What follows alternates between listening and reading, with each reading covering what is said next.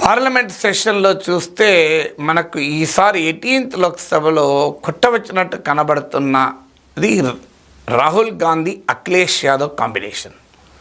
ఇది ఏదో ఇద్దరు వ్యక్తుల కాంబినేషను, రెండు పార్టీల కాంబినేషన్ కాదు. భారత రాజకీయాల్ని గణనీయంగా ప్రభావితం చేయగలిగిన మేజర్ కాంబినేషన్. మీరు ఇటీవల పార్లమెంట్ సెషన్, బడ్జెట్ సెషన్ చూస్తే యూపీకి లड़के ఇద్దరు కూడా ఉత్తరప్రదేశ్ నుంచే రిప్రజెంట్ చేస్తున్నారు. సో ఈ యూపీకి లड़के రామలక్ష్మణుల్లాగా మోడీ ప్రభుత్వం పైన విరుచుకపడుతున్నారు అని ఇండియా కూటమి అభిమానులు కీర్తిస్తున్నారు. సో ఎందుకు అంటే రాహుల్ గాంధీ, అఖిలేష్ యాదవ్ ఒక రకంగా నరేంద్ర మోడీ ప్రభుత్వాన్ని చీల్చి చెండాడడాలు, ప్రభుత్వ విధానాన్ని. మీరు రాహుల్ గాంధీ ఉపన్యాసాలను వాగ్దాటి ఎలా ఉందో నేను మీకు ఇతర వీడియోల్లో ఆ పార్లమెంట్ క్లిప్పింగ్స్తో సహా చూపెట్టాను. బీజేపీ దానికి కౌంటర్ చేస్తుంది, చేయడం లేదని అనడం లేదు. కానీ గతంలో బీజేపీ మాత్రమే అటాక్ చేసేది, ప్రతిపక్షాలు అటాక్ తినేవాళ్ళుగా మాత్రమే ఉండేది. కానీ ఫస్ట్ టైం ప్రతిపక్షాలు ఇండియా కూటమి అటాక్ చేస్తోంది, బీజేపీ రెస్పాండ్ అవుతుంది.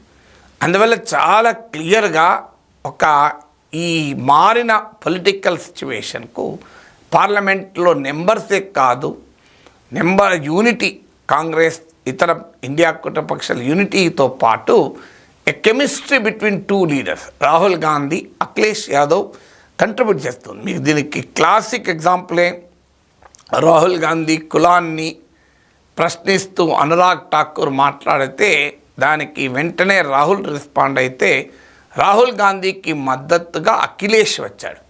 जिसकी जात का पता नहीं वो गन्ना की बात करता है. जितना मेरा आप लोग इंसल्ट करना चाहते हैं आप खुशी से करिए. आपने जाति कैसे पूछ ली ये बताइए बस. आप जाति कैसे पूछ सकते हैं? आप बताएं जाति कैसे पूछ सकते हैं? आप पूछ के दिखाओ जाति को. సో అఖిలేష్ రాహుల్ గాంధీ జాతి అడగడం ఏంటి అని ప్రశ్నించారు. వేరే వాళ్ళు ఎవరో అడగడం వేరు, అఖిలేష్ అడగడం వేరు. ఎందుకంటే అఖిలేష్ దేశ రాజకీయాల్లో బ్యాక్వర్డ్ క్లాస్ పొలిటికల్ కాన్షియస్నెస్కు రిప్రజెంటేటివ్, మండల్ 2.0కు ఇప్పుడు రిప్రజెంటేటివ్. అందువల్ల అఖిలేష్ యాదవ్ మద్దతుగా రావడం అనేది చాలా కీలకం. బడ్జెట్పై కూడా రాహుల్ గాంధీ హిందూయిజం నుంచి మొదలుకొని హిందూయిజాన్ని డిఫెండ్ చేస్తూ, హిందుత్వాన్ని అటాక్ చేస్తూ, మోడీ ప్రభుత్వ క్రోనీ క్యాపిటలిజం అంబానీ అదానీలకు మేలు చేస్తోంది, ఇలా అనేక అంశాలతో రాహుల్ గాంధీ అటాక్ చేస్తే అఖిలేష్ యాదవ్ తన యూపీ హిందీ స్టైల్లో షాహిరీలు చెప్తూ విరుచుకుపడుతున్నాడు మోడీ ప్రభుత్వం పైన. అంటే బయట పేపర్ లీక్ అవుతుంది, లోపల వాటర్ లీక్ అవుతుంది అంటూ పార్లమెంట్లో అఖిలేష్ యాదవ్ చేసిన వ్యాఖ్య చాలా పెద్ద వైరల్ అయింది. సో బయట పేపర్ లీక్ అవుతుంది, పార్లమెంట్లో వాటర్ లీక్ అవుతుంది అని. అలాగే పేపర్ లీక్లు, వాటర్ లీక్ల పైన ముడిపెట్టి చెప్పిన తీరు చాలా ఎఫెక్టివ్గా జనాల్లోకి వెళ్ళగలిగింది. దీనికి కారణం ఏంటంటే కాంగ్రెస్ పార్టీ బలం పెరగడం వల్లనే ఈ పరిస్థితి రాలే. కాంగ్రెస్ పార్టీ బలం ఎక్కడ పెరిగింది, ఎలా పెరిగింది అన్నది ఇది కారణం. బలం పెరగడం కాదు, ఇప్పుడు 52, 52 వెళ్ళి 99 అయ్యాయి. ఈ 52 వెళ్ళి 99 కావడం ఒక్కటే కారణం కాదు, అది ఎలా అయ్యాయి అన్నది కీలకం, ఎక్కడ అయ్యాయి అన్నది కీలకం. ముందు ఎక్కడయ్యాయి? యూపీ, రాజస్థాన్, హర్యానా, ఇందులో ముఖ్యంగా మహారాష్ట్ర, ఇందులో టాప్లో ఉండేది యూపీలోనే భారీగా 23 సీట్స్ తగ్గాయి. అంటే 29 సీట్స్ 62 నుంచి 33కు పడిపోయాయి. 29 సీట్లు ఒక యూపీలోనే బీజేపీ తగ్గినాయి. అంటే బీజేపీకి టోటల్గా 303 నుంచి 240కి 63 సీట్లు, 63 సీట్స్ తగ్గితే అందులో నియర్లీ హాఫ్ యూపీలోనే తగ్గాయి. అంటే 29 సీట్స్ తగ్గాయి. ఇది తగ్గటానికి ముఖ్యమైన కారణం కాంగ్రెస్ ఎస్పీ కలవడం, అందులో అఖిలేష్ యాదవ్ నాయకత్వమే ఇందుకు కారణం. అందువల్ల భారత రాజకీయాల్లో బలాబలాల్లో వచ్చిన క్వాలిటేటివ్ చేంజ్ రచయిత అఖిలేష్ యాదవ్. ఎందుకంటే ఇది author of the significant political change. ఎందుకంటే యూపీ లాంటి కీలక రాష్ట్రంలో బీజేపీ కన్నా ఎక్కువ సీట్లు తెచ్చుకున్నాడు ఎస్పీ నాయకుడు. అది కాంగ్రెస్తో కలిసి తెచ్చుకున్నాడు. వాస్తవంగా ఎస్పీ కాంగ్రెస్ల కలయికలో ఒక సమస్య ఉంది. ఎందుకంటే గతంలో ఎస్పీ పెరిగింది కాంగ్రెస్ను దెబ్బతీసి కాంగ్రెస్ ఓటును తన వైపు తిప్పుకోవడం కూడా కారణం. ఇప్పుడు మళ్ళీ కాంగ్రెస్ రివైవ్ అయితే ఎస్పీ ఓటునే లాక్కుంటుంది అనే మాట కూడా వస్తుంది. ఎందుకంటే ఇది గతంలో 2017లో కూడా ఎస్పీ కాంగ్రెస్ కలిసి అసెంబ్లీ ఎన్నికల్లో పోటీ చేశాయి. కానీ ఆ అలియన్స్ క్లిక్ కాలేదు. ఎందుకు కాలేదంటే ఎస్పీ కాంగ్రెస్ల మధ్య ఆ సమన్వయం సాధ్యం కాలే, ఆ ఓట్ ట్రాన్స్ఫర్ సాధ్యం కాలే, ఆ లీడర్ల మధ్య అండర్స్టాండింగ్ సాధ్యం కాలే. పరస్పరం ఒకరి వల్ల ఒకరికి ప్రమాదమని భావించారు. కానీ 2024 లోక్సభ ఎలక్షన్స్లో మాత్రం గ్రౌండ్ లెవెల్లో పర్ఫెక్ట్ కెమిస్ట్రీ ఉండడమే కాదు, పార్లమెంట్లో కూడా పర్ఫెక్ట్ కెమిస్ట్రీ వచ్చింది. అందుకు కారణమే అటు కాంగ్రెస్ లాభపడింది, ఎస్పీ లాభపడింది, రాహుల్ గాంధీ పర్సనల్గా లాభపడ్డాడు. 4 లక్షల ఓట్ల మెజార్టీతో రాయబరిలో గెలిచారు, ఓడిపోయిన అమేథీలో గెలిచారు. సో వారణాసిలో మోడీ బలాన్ని తగ్గించగలిగారు, అయోధ్యలో బీజేపీని ఓడించగలిగారు.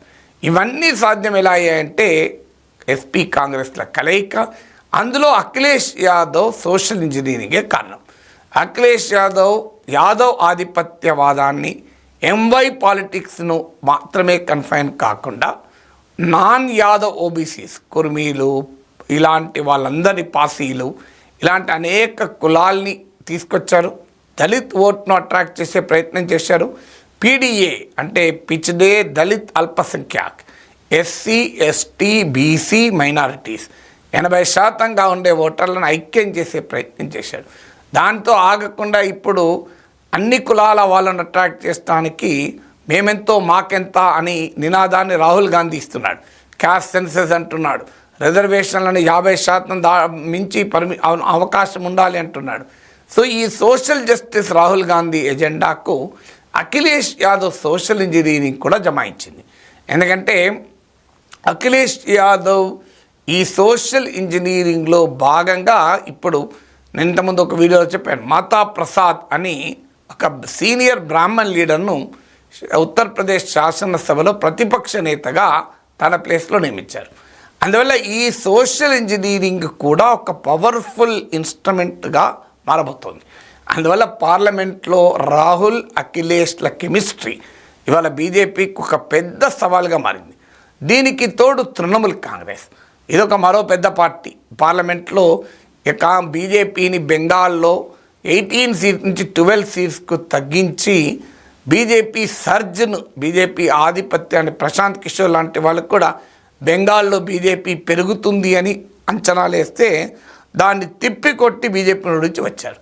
అందుకే మహువా మైత్రాతో సహా తృణమూల్ మా నాయకుడు అభిషేక్ బెనర్జీ కూడా బడ్జెట్ పైన చేసిన ప్రసంగం పెద్ద వైరల్ అయింది. బడ్జెట్కు ఆక్రమణ చెప్తూ, అంటే 100కు పైగా అబ్రివేషన్లు ఈ 10 ఏళ్ల బీజేపీ పాలనలో చూసాం.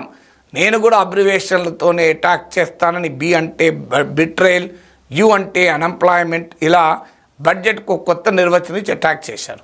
సో ఇలా ఒకవైపు రాహుల్ అఖిలేష్ల పర్సనల్ కెమిస్ట్రీ, మరోవైపు పెరిగిన కాంగ్రెస్ బలం, ఇండియా కూటమిలో ఐక్యత, తృణమూల్ లాంటి పార్టీలు బలం కూడా యాడ్ కావడం, వీటికి తోడు లీడర్ ఆఫ్ ద అపోజిషన్ పొజిషన్లో రాహుల్ గాంధీ ఒక కొత్త అవతారంలో కనిపించడం, ఇవన్నీ ఏకం కావడంతో భారతీయ జనతా పార్టీ ఈ గత 10 ఏళ్లలో ఎన్నడూ ఎదుర్కొని సవాల్ని ఇవాళ పార్లమెంట్లో ఎదుర్కొంటోంది.